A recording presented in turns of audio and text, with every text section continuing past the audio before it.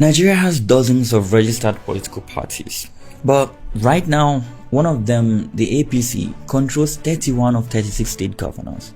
It holds a two-thirds majority in the Senate, which, by the way, is enough to change the constitution without a single opposition vote, and they just wrote the rules for the next election. So, here's the question. Is Nigeria still a multi-party democracy, or is it becoming something else? A country where elections happen, parties exist, and people vote, but the outcome is already decided before the first ballot is cast. Now, let's break this down. But whoever wins the presidency will have a tough task ahead, dealing with a struggling economy, insecurity, and high cost of living. So here's what happened. On February 18, 2026, President Bola Ahmed Tinibu signed the Electoral Act 2026 into law. It is a complete reenactment, not just an amendment of Nigeria's election rules, and it will govern the 2027 vote.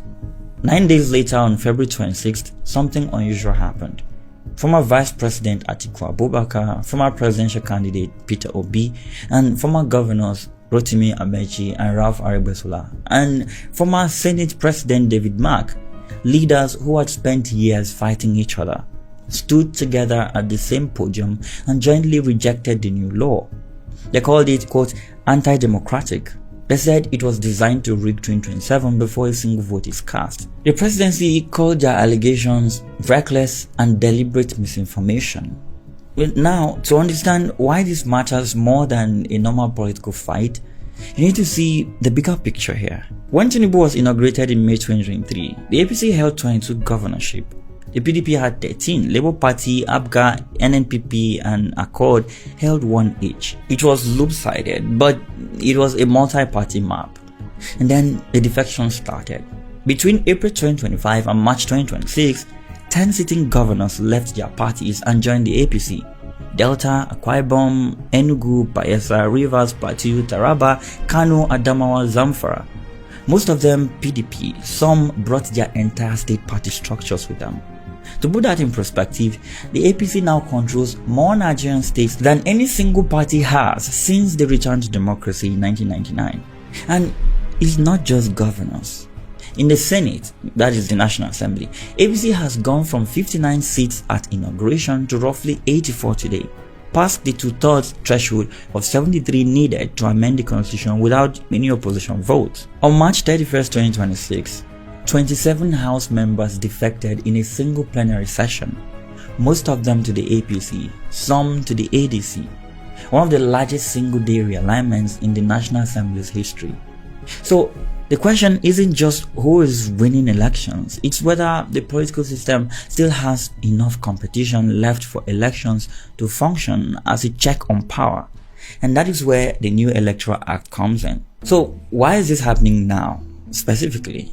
It is the collision of three things at once: a new electoral law, an unprecedented defection wave, and a 2027 election that is now less than 9 months away. Let's start with the law. The Electoral Act 2026 introduced a provision, Section 60, subsection 3, that allows presiding officers to fall back on manually signed paper forms called Form EC8A, the physical record of results at each polling unit, if electronic transmission fails. Now, the government says this is just a safety net. That is what happens if the network goes down in a rural polling unit. You don't cancel the election, you use the paper backup. And they point out that the same act for the first time gives legal recognition to BVAS, that is the bimodal voter accreditation system, the fingerprint and facial recognition device used to verify voters, and also to IREV, the online portal where polling unit results are uploaded for the public to view. But critics including Yaga Africa, the Kuka Center, and legal analysts writing in the Cable and Mundak say the provision has no definition of what counts as communication failure. There is no documentation required and no time limit. In other words, a presiding officer could declare a network failure, switch to paper, and there would be no independent way to verify whether the electronic system actually failed. The second provision is Section 84, which abolishes indirect primaries. That is the delegate system parties have used for decades to pick candidates. Only direct primaries or consensus are now allowed. The APC says this kills the corrupt money-backed delegate system. The opposition says it creates chaos for parties that don't have the APC's nationwide infrastructure to organize millions of voters for direct primaries on short notice. And the third change is Section 77, which requires every party to submit a digital membership register to INEC 21 days before any primary. Only people on that list can vote or contest. Legal analysts at OAL and Mundag have pointed out that if this rule existed in 2022, P2B switch from PDP to Labour Party, that is the move that made his presidential run possible, would have been blocked. All of this is happening under a compressed timeline. You see, INEC has moved the 2027 presidential election to January 16th, the earliest date in the Fourth Republic, with party primaries starting in just weeks. But here's where this gets contested. The APC's position is clear. President Tinibu, speaking to party leaders on March 12th, called himself a die-hard Democrat and pointed to his own history fighting the Abacha dictatorship through NADECO, the National Democratic Coalition, that is the pro-democracy movement of the 1990s. On the Electoral Act, the APC argues that formalizing BVAS and IRF in law is a historic transparency gain for the first time. Electronic accreditation isn't just INEC policy, it's statutory. On the defections, Tinibu has been blunt. At an iftar dinner with senators, he said, "Critics must talk. When they accused me of killing opposition, I didn't have a gun." Well, his spokesperson Bayo Onanuga says, quote, "Nigeria remains a vibrant multi-party democracy with more than a dozen registered parties." The APC chairman frames the defections as market forces. Politicians are choosing the party that delivers. But the opposition sees something different entirely. Former Kaduna Governor Nasir El-Rufai, arrested by EFCC and then ICPC on corruption charges he calls politically motivated, said he's been investigated and prosecuted because of his affiliation with the main opposition coalition, that is the ADC. Atiku Abubakar addressed the entire wave of administration crackdowns. He demanded the release of Nasir El-Rufai and other political detainees. He framed the systematic targeting of the ADC and the broader opposition as a singular coordinated strategy. The opposition's core argument is that the defections aren't voluntary. They are driven by a combination of EFCC and DSS pressure, access to federal resources, and political survival in a system where being outside the ruling party means being outside the economy. Now, that debate might sound familiar because Nigeria isn't the first country on this continent to have it. There are countries in Africa right now where elections still happen on schedule. Parties still exist on paper. People still vote. But democracy has already been hollowed out. And the way it happened in each case looks a lot like what is being debated in Nigeria right now. Start with Benin Republic, right next door. Until 2016, Benin was considered Africa's model democracy. It was the first country on the mainland to peacefully vote out a sitting president back in 1991. Freedom House rated it 79 out of 100. And then Patrice Talon, a cotton magnate, one of the wealthiest men in Francophone Africa, won the presidency on a pledge to serve just one term. Instead, he rewrote the electoral code. He raised the threshold for parties to compete so high that by 2019, every opposition party was disqualified. Only 2 pro-government coalitions were on the ballot. Turnout in the legislative election collapsed to just 27%, down from 67% in the previous one. And then came the sponsorship system. Presidential candidates needed endorsement from 10% of MPs and mayors, all of whom belonged to Talon's coalition. Opposition leaders who tried to run were jailed. Constitutional scholar Joel Ivo, 10 years. Former Justice Minister Rekia Madogo, 20 years. On April 12, 2026, Talon's hand-picked successor won with 94% of the vote. The leading opposition candidate couldn't even get on the ballot. The playbook is rewrite the rules, pack the courts, and let the elections run. They just don't mean anything anymore. Now, look east and we have Yoweri Museveni, who has been in power since 1986, 40 years. He removed presidential term limits in 2005. He removed the age limit in 2017. In January 2026, he won his 7th term with 71% of the vote. But here's what that election looked like. The opposition leader, Bobi Wine, was beaten by security forces while campaigning. The internet was shut down on election day. Hundreds of supporters were detained.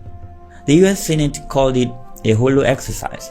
Human Rights Watch documented what it called violence against opposition that had reached alarming levels. Museveni's son, General Muhoozi, is now Chief of Defense Forces and is widely seen as being groomed for hereditary succession. The playbook in Uganda is remove every constitutional guardrail, then use the security forces to ensure no one can challenge the result.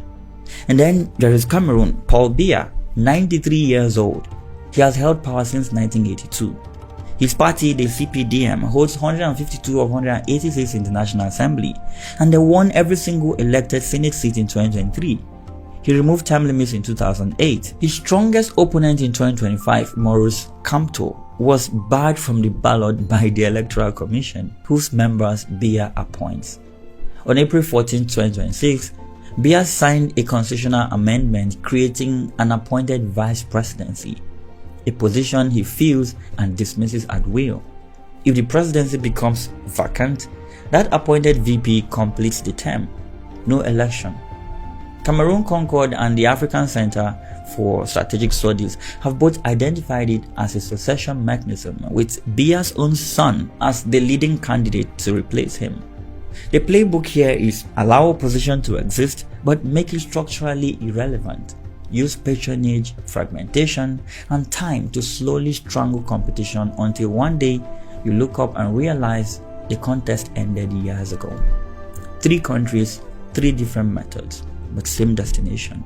Now, where does Nigeria fit in this story? So, what does all of this actually mean if you are a Nigerian? Here's the immediate question. When you vote in January 2027, will you have a real choice?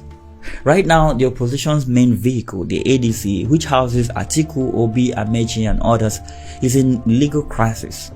On April 1st, INEC withdrew recognition of its national executive. Until that is resolved, the coalition's ability to even field a candidate is uncertain. And the numbers tell a broader story. Voter turnout in 2023 was 27%, the lowest in the Fourth Republic. Satisfaction with democracy, according to Afrobarometer, has collapsed from over 80% at the start of the Fourth Republic to under a quarter today.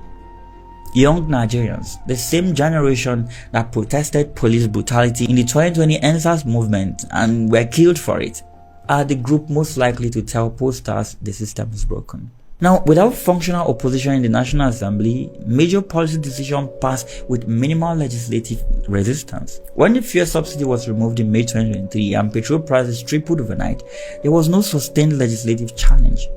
When the Naira was floated and lost over half its value, there was no opposition-led inquiry.